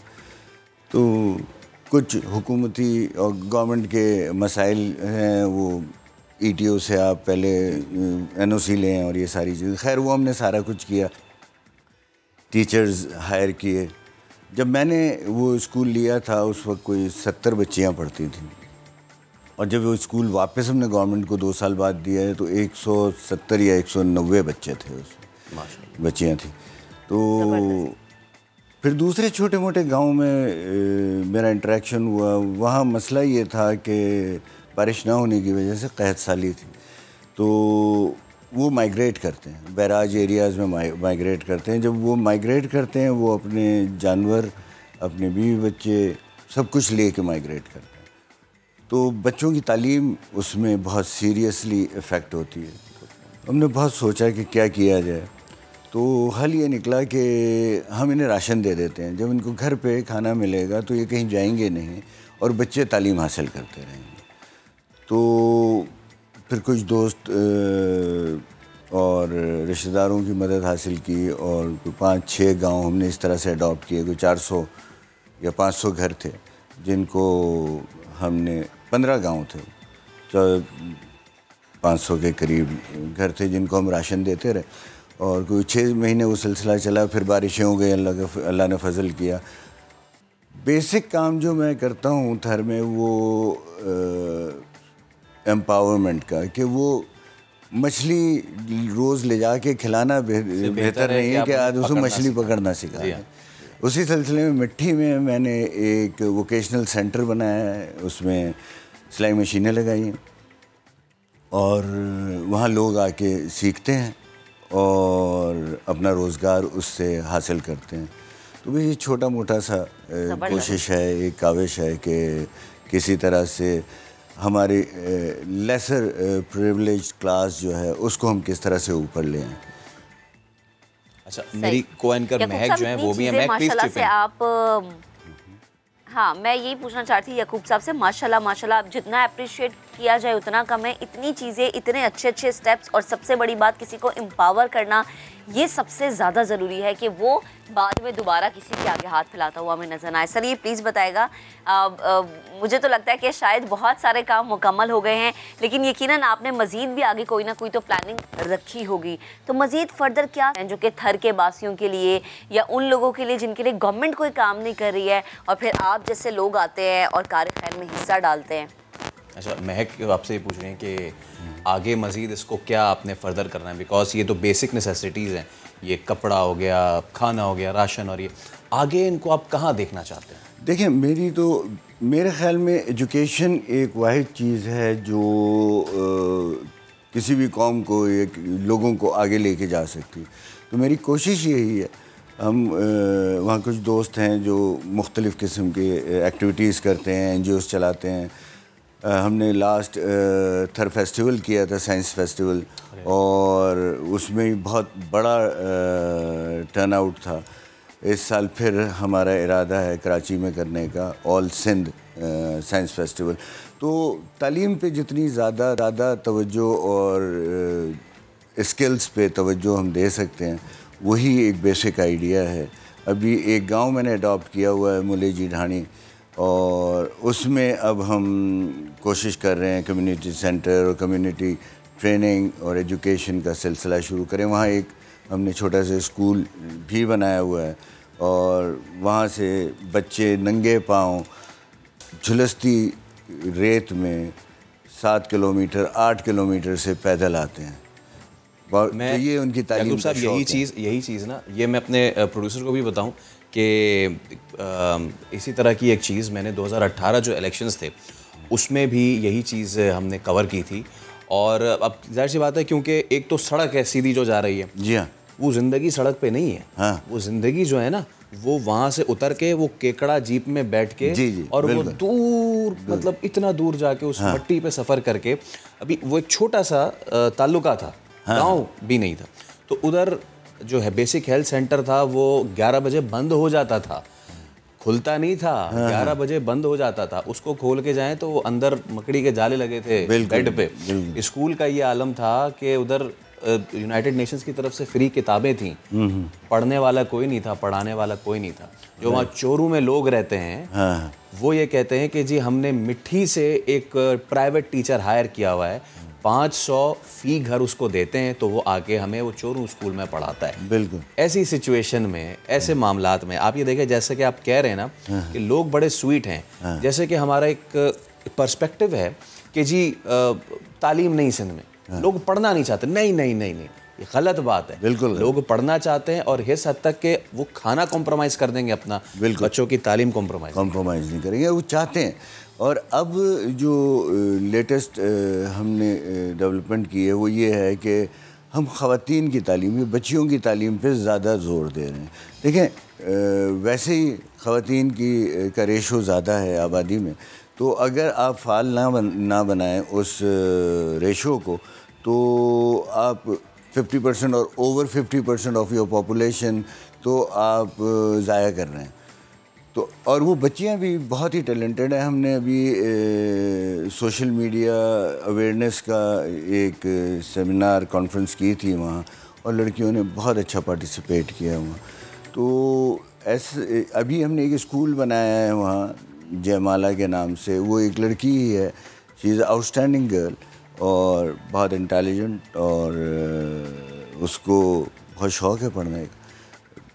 मुश्किल से 14 साल की होगी, और वो इतनी आउटस्टैंडिंग है कि हमने एक चौरा स्कूल, जिसको आप अभी बता रहे थे, उसी तरह का एक स्कूल हमने शुरू किया है वहाँ।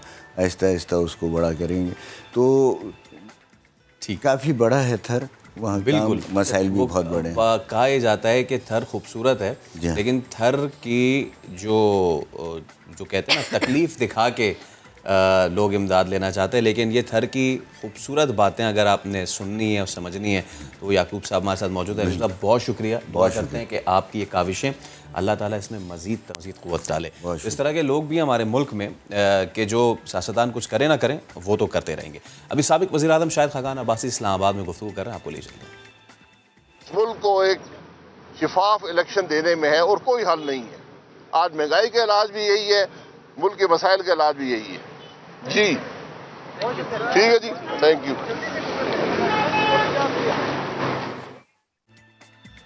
नून लीगी रहनुमा शाहिद खाकान अब्बासी गुफ्तगू कर रहे थे मीडिया से, आपने मुलाहिज़ा फरमाया। ये भी एक ब्रेक लेते हैं, ब्रेक के बाद दोबारा हाजिर होंगे, हमारे साथ रहिएगा।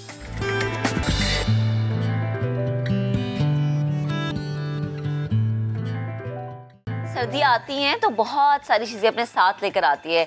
सौगातें तो होती हैं, लेकिन इसके साथ साथ कुछ बीमारियां भी ऐसी होती हैं जो कि आप पर हमलावर होती हैं, आप उसका शिकार हो जाते हैं। सर्दियाँ आती है तो नज़ला भी होता है, खांसी भी, बुखार भी, सर दर्द, जिस्म दर्द।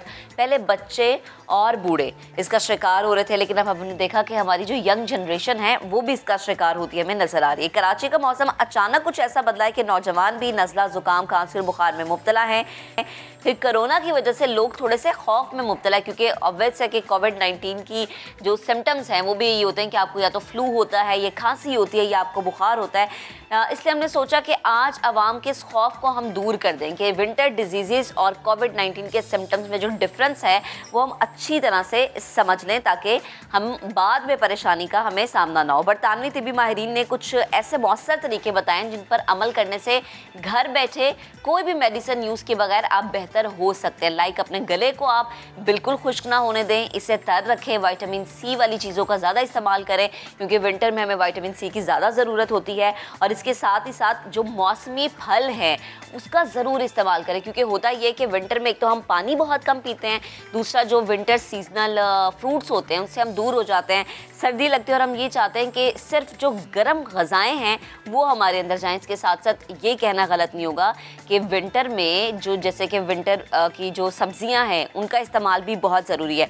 डॉक्टर अरीज हारून हमें ज्वाइन कर चुकी है, उनसे हम बात करेंगे, उनसे हम जानेंगे कि विंटर डिजीज़ जो है वो हमलावर होती तो हर किसी पर है, यानी हर किसी को अपना शिकार करती हैं अरीज, लेकिन फिर से वही बात है कि हमने थोड़ा सा फ़र्क रखना है कि अच्छा ये कोविड-19 के सिम्टम्स नहीं हैं, ये विंटर डिजीज़ के हैं। लाइक अगर आपको फ्लू है, बुखार है, सर दर्द है, बॉडी पेन है, तो हम ये किस तरह से समझ सकते हैं कि नहीं ये कोविड नहीं है, ये हम जो हैं मौसमी बीमारी का शिकार हुए हैं।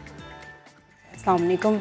एक्चुअली जितने भी वायरल डिजीज़ आते हैं या विंटर डिजीज़ भी आएंगे ना, डिफ्रेंशिएट करना थोड़ा सा मुश्किल होता है, डिफ़िकल्ट है। बट पहले तो आपने अपने आप को खुद देखना है, जज करना है कि अभी जब कोविड का जो स्टार्ट हुआ है जब से, तो आपने कितनी अपनी प्रोटेक्शन खुद की है, आप वैक्सीनेटेड हैं कि नहीं हैं। क्योंकि अगर आप वैक्सीनेटेड हैं, you are following the protocols, तो मोस्ट प्रोबेबली आप जो है सिर्फ आपको सीजनल जो फ्लूज़ हैं, कोल्ड्स हैं वो हो रहे हैं and you are not infected by कोविड-19।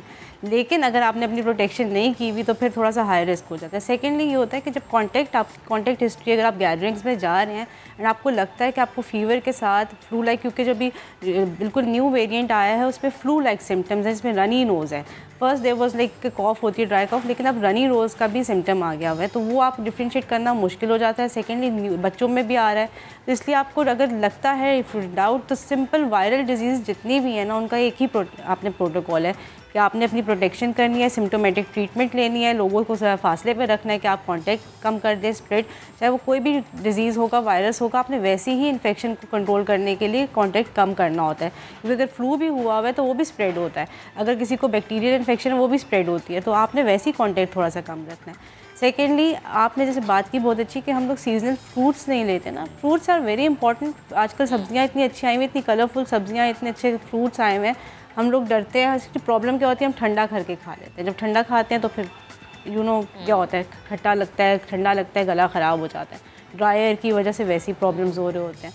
तो जितने सीजनल फ्रूट्स हैं उनकी को रूम टेम्परेचर पे यूज़ करें। अभी ऑरेंजेस आने वाले हैं, स्ट्रॉबेरीज़ आने वाली हैं, इतने देर हाईली एंटीऑक्सीडेंट वाले रिच फ्रूट्स हैं, दे आर वेरी गुड हमारी स्किन के लिए, इम्यूनिटी के लिए, हमें बूस्ट देते हैं, विटामिन सी की सोर्सेज हैं, मिनरल की सोर्सेज हैं, सब लेने चाहिए। अच्छा, जिसको हम कहते हैं ना डॉक्टर कि ओवर डिपेंडेंसी ऑन मेडिसिन, हम अपने आप को उस वक्त तक, जिसको कहते हैं ना कि रगड़ते रहते हैं कि जी जब तक हम मेडिसिन पे ना चले जाएं।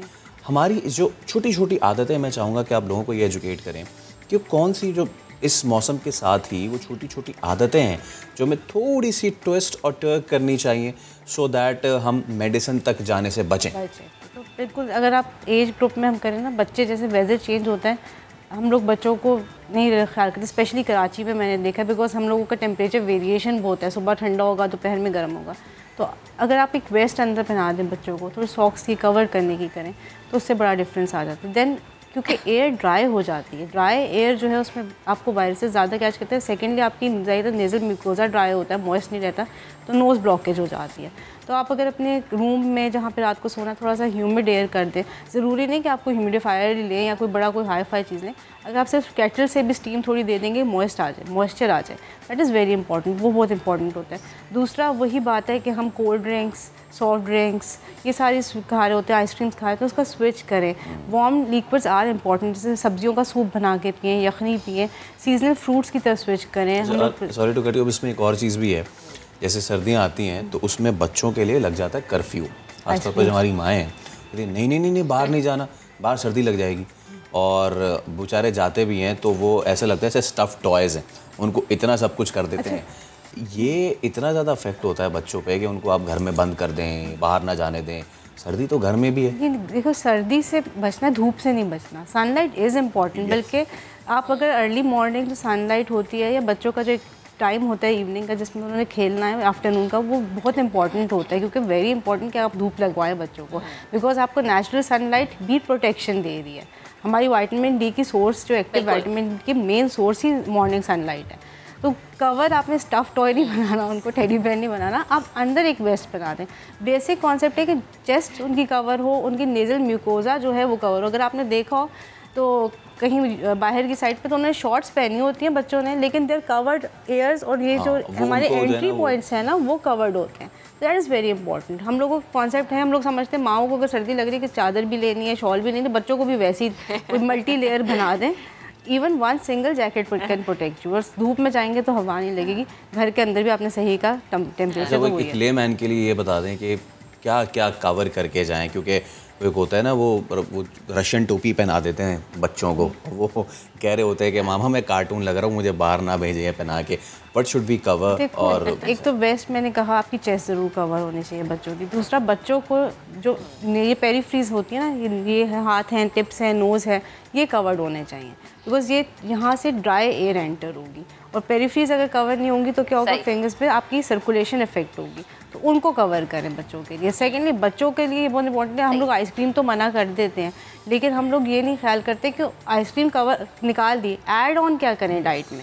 हम लोगों ने बच्चों को, मेरे पास majority, because I am diet consultant as well, तो मेरे पास मेजॉरिटी आते हैं बच्चे आजकल, इवन जो टीन एज में हैं, जो बड़े थोड़े से हो गए हैं 13-14 ईयर्स के, ना सब्ज़ी खाने का कोई कॉन्सेप्ट है, ना फ्रूट्स खाने का कोई कॉन्सेप्ट है, ना मछली खाने का कोई कॉन्सेप्ट है।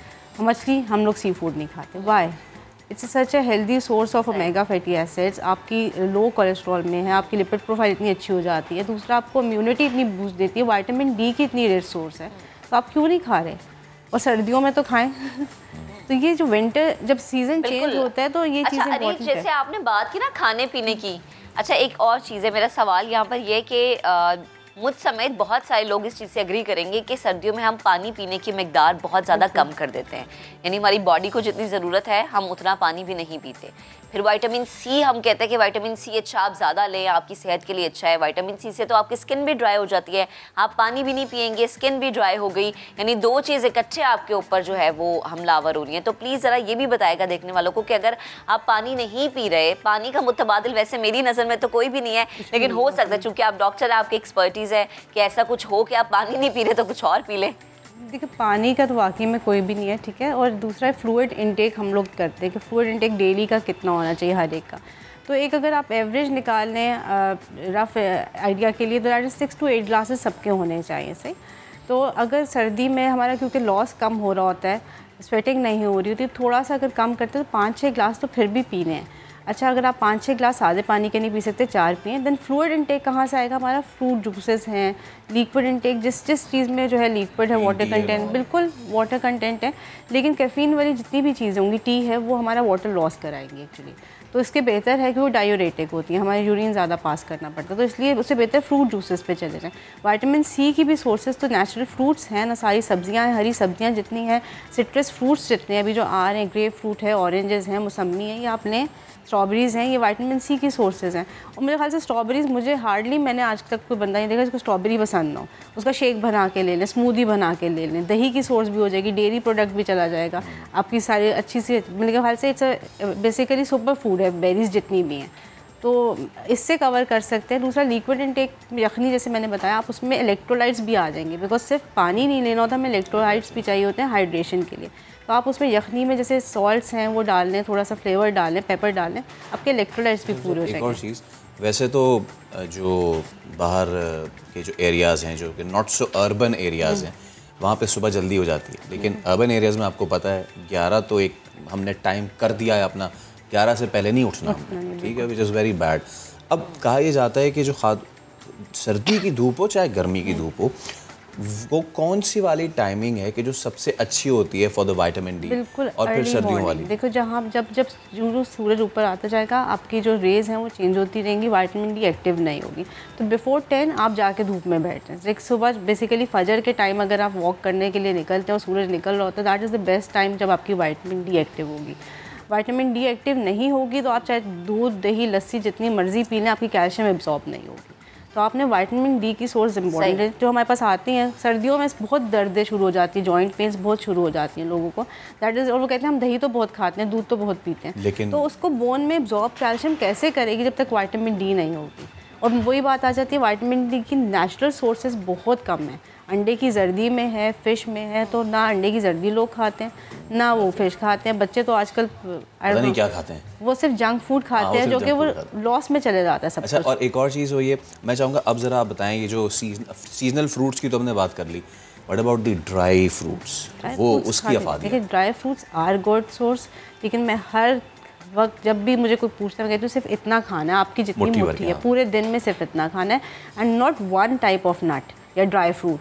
क्योंकि ड्राई फ्रूट्स में जैसे किशमिश है, नट्स में आप जो है वॉलनट्स वगैरह आ जाते हैं, तो वो आपने मिक्स करके खाने हैं। अराउंड 2 टेबलस्पून हो जाता है, दैट इज़ गुड इनफ, और वो आपकी सारी जो आपकी रिक्वायरमेंट है वो पूरी हो जाती है। सही है।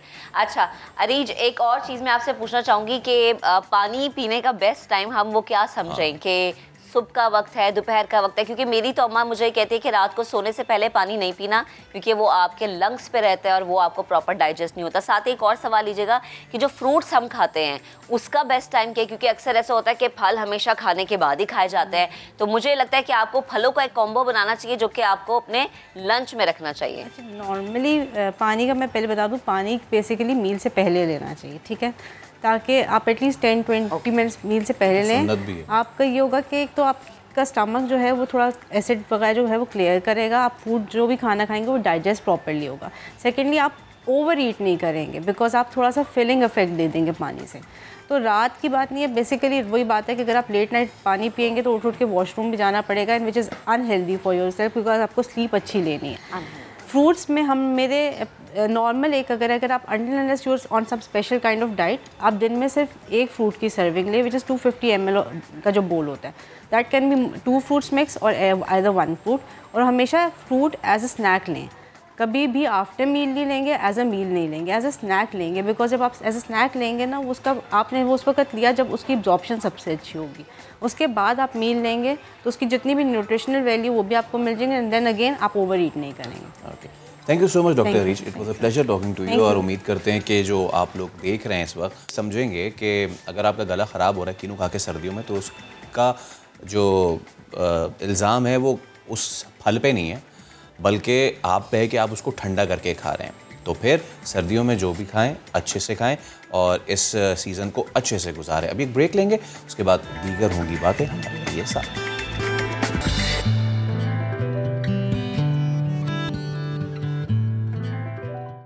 स्कूल्स, कॉलेजेस, यूनिवर्सिटीज़, इन सब में ज़ेरे तालीम जो बच्चे हैं और नौजवान हैं, अब वो करेंगे आराम, घर वालों के साथ ज़्यादा वक्त गुजारेंगे, समाजी ताल्लुकात बढ़ाएंगे, और ये सब पता नहीं करेंगे नहीं करेंगे, लेकिन हाँ देर तक सोएंगे और पसंदीदा मशगलों में मसरूफ़ रहेंगे। पता नहीं खेलों की सरगर्मियों से लुत्फ़अंदोज़ होंगे या नहीं होंगे। 12 दिन तो मिल गए हैं। अब जिनको सयाहत का शौक़ है वो चाहेंगे थोड़ा घूम फिर लें, सर्दी के मज़े उठाएँ। छुट्टियाँ जो हैं वो वाकई बड़ा एक खूबसूरत ख़याल है। ख़ुद को ताज़ा, तवाना, पहले से बेहतर बनाने के लिए एक अच्छा वक्त साबित हो सकता है। बाज़ तो ये भी तय कर चुके होंगे कि छुट्टियों में करना क्या क्या, लेकिन कुछ ऐसे भी हैं जो अभी तक ये फ़ैसला नहीं कर सके कि सर्दियों की छुट्टियों में करना क्या है, जाना कहाँ है। क्योंकि इसके लिए आपका एक बेहतर प्लानर होना जो है ना वो बड़ा ज़रूरी है, ताकि वक्त की जो तकसीम है और मनसूबाबंदी है वो ठीक से कर सकें। तो ऐसे में अपने आप को सुस्ती से सर्दी की कैसे बचाया जाए, and how to plan these few things. हमारे साथ मोटिवेशनल स्पीकर और बहुत अच्छे दोस्त उमर जालियावाला मौजूद हैं। उमर, अस्सलाम वालेकुम, thank you so much for your time.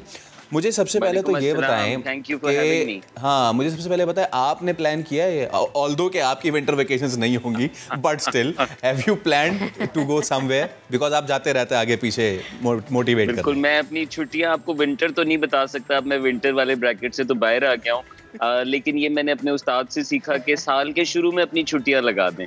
जो बड़े बड़े करने वाले काम हैं, जो ओकेजन्स हैं आपकी फैमिली में, वो साल के शुरू में लगा दें ताकि आप फिर उसके तहत अपना पूरा साल प्लान कर सके। Winter vacations are a brilliant time. Young लोग थोड़ा परेशान भी रहे हैं, एकेडेमिया का सिलसिला भी बड़ा डिस्टर्ब रहा है। एक तो रिलैक्स करें, अपने साथ वक्त गुजारें। लेकिन इस टाइम के अंदर भरपूर, क्योंकि आपको पता है दुनिया तब्दील हो रही है, तो एक तो नौजवानों के पास मौका होता है 15-20 दिन में कोई एक कोर्स कर लें, कोई एक स्किल अपनी बढ़ा लें, लैंग्वेज से लेके कंप्यूटर स्किल्स। तो आई थिंक ये एक बहुत अच्छा ब्रैकेट मिलता है। दूसरा, आपने खुद कहा कि निकलें अपने घरों से। हमारे यहाँ लोग ट्रैवल नहीं करते और फैमिलीज पूरे सालों साल गुजार के भी कहीं नहीं जाती। तो पाकिस्तान एक बहुत खूबसूरत मुल्क है और आप बहुत सस्ते में एज अ फैमिली घूम सकते हैं और बहुत अच्छा टाइम है आपके लिए, आपकी फैमिली के लिए निकलने के लिए। ट्रू।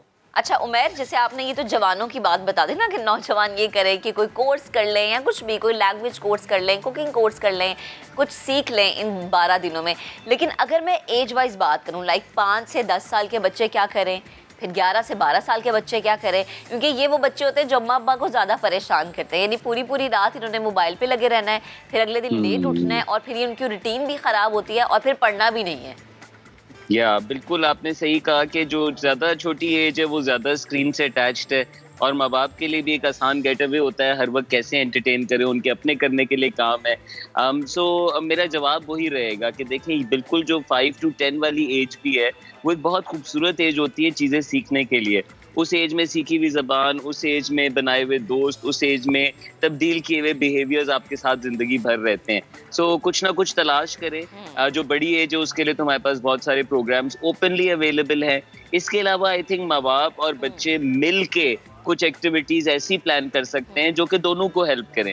ज़रूरी नहीं कि ये तालीमी हो। मिसाल के तौर पे आपने घर में कोई तब्दीलियाँ लानी है, मिसाल के तौर पे आप एज अ फैमिली कुछ सेटिंग्स चेंज करना चाह रहे हैं, कुछ नई चीज़ें लाना चाह रहे हैं, तो बहुत अच्छा मौका होता है, छुट्टियों में सारे साथ होते हैं और ऐसी एक्टिविटीज़ से माँ बाप और बच्चों के बीच में जो फासला है वो भी ख़त्म होता है और दोनों बिजी रहते हैं। देखें की है माँ बाप भी जो स्क्रीन से करते हैं वो ये कि बच्चा मसरूफ़ रहे। सो वो मसरूफियत अगर नहीं है तो वो कुछ ना कुछ क्रिएट करनी पड़ती है। वो गोल्स हो सकते हैं, वो कोर्सेज हो सकते हैं, वो बच्चे के अपने गैप्स हो सकते हैं स्कूल के, या इसके अलावा आपकी अपनी फैमिली की नीड्स एस्पिरेशंस हो सकती हैं, जिससे आप बहुत अच्छा एक 12-14 दिन का अच्छा प्लान बना सकते हैं जिसमें बच्चे रिलैक्स भी करें, सीखे भी, फैमिली से भी मिले और कहीं बाहर भी निकलें। अच्छा उमैर, मेरा नेक्स्ट सवाल जो है वो सवाल काम और थोड़ा सा लंबा होगा, बट इट्स अ सिचुएशन। देखिए बच्चों की वेकेशंस आती हैं बट पेरेंट्स ऑब्वियसली अगर एक काम कर रहे हैं उनमें से हस्बैंड, तो जाहिर सी बात है वो वर्किंग है, दोनों काम करें तो दोनों पेरेंट्स वर्किंग है। नाउ द सिचुएशन इज़ कि उनकी तो नहीं होती। अब उनकी नहीं होती तो वो इन वेकेशंस में क्या करते हैं, ज़्यादातर माँ बाप कहते हैं चलो जी घर में मोबाइल टीवी देख लो। ज़्यादातर होता है कि अगर कोई जिस तरह समर कैंप होता है उस तरह कोई विंटर कैंप हो जाए और बच्चों को वहाँ पे हमने भेज दिया एंड दे आर लर्निंग। जी, आपको नहीं लगता कि ये वाली चीज़ है, कैंप्स में भेज दिया और ये सारी चीज़ें, it's an extended form of schooling? Like अभी वो स्कूल से जान छुड़ा के आया है, उस रूटीन से, उस पैक्ड रूटीन से जान छुड़ा के आया है, 12 दिन उसने अपने जो है वो कुछ रिलैक्स करने हैं, we are again sending him और हर टू अ कैंप। इस जो आउट ऑफ बैलेंस चीज़ें होती हैं उनको किस तरीके से देखा जाए फॉर वर्किंग पेरेंट्स? देखें एक तो ये दो आपके सवाल हैं। एक तो ये कि आपने कहा कि वर्किंग पेरेंट्स की छुट्टी नहीं होती, तो मैं आपको ये बताना चाहूँगा वर्किंग पेरेंट्स छुट्टी लेते नहीं हैं, अपनी छुट्टियाँ प्लान नहीं करते। अक्सर लोग पाकिस्तान में जो काम करते हैं उनकी लीव्स खाली जाती हैं, कोशिश करते हैं कि उसके बदले कैश मिल जाए, कोई और बेनिफिट मिल जाए। सो ये एक माइंडसेट इशू है और ये चेंज होने की ज़रूरत है। जो आपने दूसरी बात की कि ये स्कूल को मज़ीद बढ़ाना है, एक्सपैंड करना है, नहीं। पाकिस्तानी स्कूल्स, तालीमी निज़ाम फंसा हुआ है ग्रेड्स के ऊपर। बच्चों को हम रगड़ा देते हैं ताकि वो ग्रेड्स हासिल कर सकें और वो हमें कामयाबी लगती है।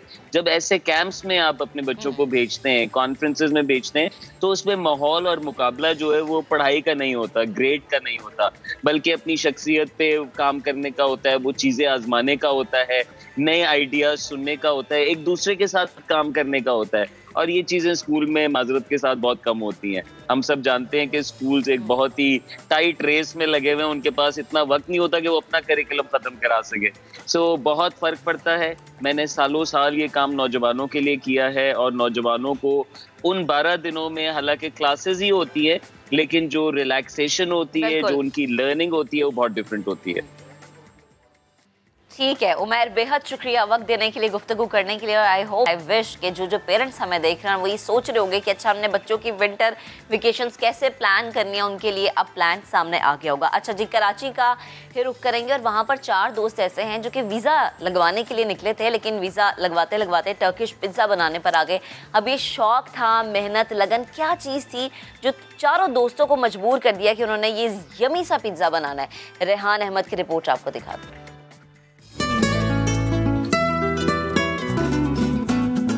देखने में जायकेदार नजर आने वाला ये पिज़्ज़ा खाने में इससे कहीं ज्यादा मजेदार और खुश जायका तो है ही। इस टर्किश पिज़्ज़े के आगाज की कहानी भी बहुत दिलचस्प है। वीजे लगवाते लगवाते पिज़्ज़ा बनाने का ये सफर कराची के 4 दोस्तों को लॉकडाउन की सख्तियों ने तय करवाया है, जिन्होंने ट्रेवल एजेंसी का कारोबार ठप होने पर तुर्की के मशहूर पिज़्ज़े का जायका कराची में मुतारिफ कराने का तजर्बा किया। पहले हम हज उम्रे का काम करते थे, उम्रे का पैकेजेस वगैरह, हज के वीज़े वगैरह, ये सब मैं किया करता था। तो उसके बाद से जब 2019 में जब ये कोविड स्टार्ट हुआ, सब कुछ एक हिला के रख दिया कि कोविड ने, मतलब उस साल से हमारा हज भी नहीं हुआ है। तो कोविड के टाइम पे लोगों ने अपने स्टाफ को फारिग कर दिया था और बहुत सी ट्रैवल एजेंसियां ऐसी भी हैं जो बंद भी हुई हैं और अपने स्टाफ को फारिग करके दे दिया कि जब खुलेगी तो हम आपको बुला लेंगे, आप आ जाइएगा। ट्रैवल एजेंसी में वीजा और टिकट्स फराहम करने वाले अदील अपने रेस्टोरेंट के मास्टर शेफ हैं। उनका दावा है कि तुर्की पिज़्ज़ा तरकीब और जायके में सबसे मुनफरिद है। पिज़्ज़ा को हम देसी स्टाइल में लेके आते हैं, पिज़ान के नाम से।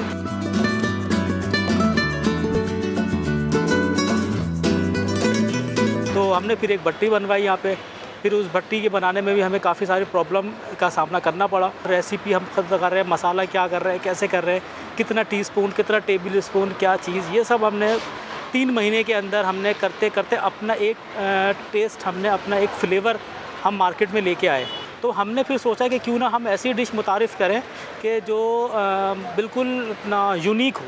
तो हमने फिर तुर्की की देखी, तुर्की में हमने ये भट्टी भी देखी थी, तुर्की से। ये हमारी तुर्की पाइड है, ये हमारी असल में तुर्किश रेसिपी है, ये तुर्की से हम लेके आए थे। जो लोग मुश्किल वक्तों में हिम्मत हार कर खुदकशी का रास्ता इख्तियार करने के बारे में सोचते हैं, उनके बारे में अदील का कहना है, मुश्किलात से फरार के लिए जिंदगी का खात्मा किसी मसले का हल नहीं। जो लोग अपनी ज़िंदगी से अपना मायूस होकर हिम्मत हार जाते हैं और ख़ुदकुशी की तरफ रागिल हो जाते हैं और ख़ुदकुशी करने चल पड़ते हैं, तो उन नौजवानों से मेरा ये मैसेज है, उनको ये पैगाम भी है कि हिम्मत ना हारें। एक इसी तरह का या अपना कोई छोटा सा बिज़नेस से या छोटा सा सिर्फ अपना फ्रेंच फ्राइज़ का कोई थापा ले, कुछ लेके अपना एक बिज़नेस, एक कारोबार स्टार्ट करें।